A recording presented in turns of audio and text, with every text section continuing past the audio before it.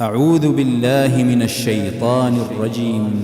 الذين يأكلون الربا لا يقومون إلا كما يقوم الذي يتخبطه الشيطان من المس، ذلك بأنهم قالوا إنما البيع مثل الربا وأحل الله البيع وحرم الربا، فمن جاءه موعظة من ربه فانتهى فله ما سلف وأمره إلى الله، ومن عاد فأولئك أصحاب النار هم فيها خالدون.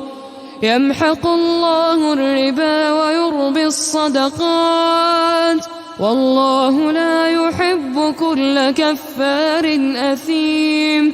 إن الذين آمنوا وعملوا الصالحات وأقاموا الصلاة وآتوا الزكاة لهم أجرهم عند ربهم ولا خوف عليهم ولا هم يحزنون.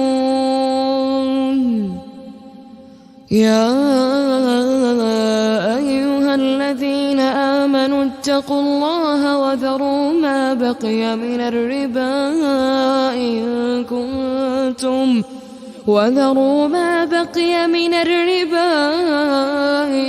كنتم مؤمنين، فإن لم تفعلوا فأذنوا بحرب من الله ورسوله، وإن تبتم فلكم رؤوس أموالكم لا تظلمون ولا تظلمون. وإن كان ذو عسرة فنظرة إلى ميسرة، وأن تصدقوا خير لكم إن كنتم تعلمون. واتقوا يوما ترجعون فيه إلى الله ثم توفى كل نفس ما كسبت وهم لا يظلمون.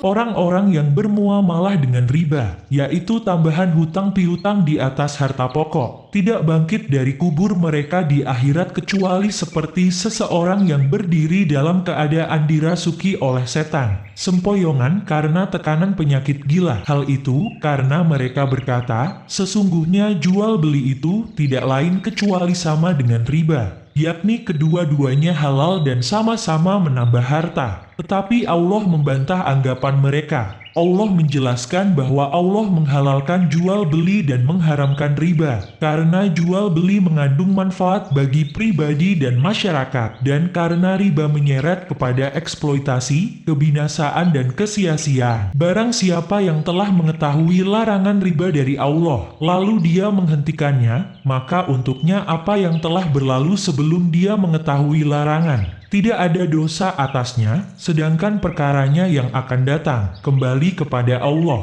Bila ia tetap teguh di atas taubatnya itu, maka Allah tidak akan meninggalkan pahala orang-orang yang berbuat baik. Namun siapa yang kembali kepada riba, lalu dia tetap melakukannya, padahal dia telah mengetahui larangan Allah terhadap perbuatan riba, maka dia berhak mendapatkan hukuman, karena hujjah telah tegak atasnya. Karenanya Allah berfirman, mereka adalah penghuni neraka, mereka kekal di dalamnya. Allah melenyapkan riba seluruhnya atau mencabut keberkahan harta dari pemiliknya, sehingga dia tidak bisa mengambil manfaat darinya. Sementara Allah menumbuhkan sedekah dan mengembangkannya, melipat gandakan pahala bagi orang-orang yang bersedekah, serta memberkahi harta mereka. Allah tidak menyukai orang-orang yang bersikukuh di atas kekufurannya, perbuatan yang menghalalkan memakan riba, dan yang tetap berjalan di atas rel dosa, haram dan maksiat kepada Allah. Sesungguhnya orang-orang yang membenarkan Allah dan Rasul-Nya, melakukan perbuatan-perbuatan baik, mendirikan sholat sebagaimana yang diperintahkan oleh Allah dan Rasul-Nya, membayarkan zakat, mereka mendapatkan pahala besar yang khusus di sisi Rabb mereka dan pemberi rizki mereka. Mereka tidak ditimpa ketakutan di akhirat, dan mereka tidak bersedih atas apa yang luput dari bagian di dunia mereka. Wahai orang-orang yang beriman kepada Allah dan mengikuti Rasul-Nya, takutlah kalian kepada Allah. Jangan menuntut sisa-sisa riba yang menjadi hak kalian sebelum diharamkannya riba. Bila iman kalian memang benar dari sisi perkataan dan perbuatan, bila kalian tidak meninggalkan apa yang Allah larang terhadap kalian, maka bersiap-siaplah untuk menghadapi peperangan dari Allah dan Rasul-Nya.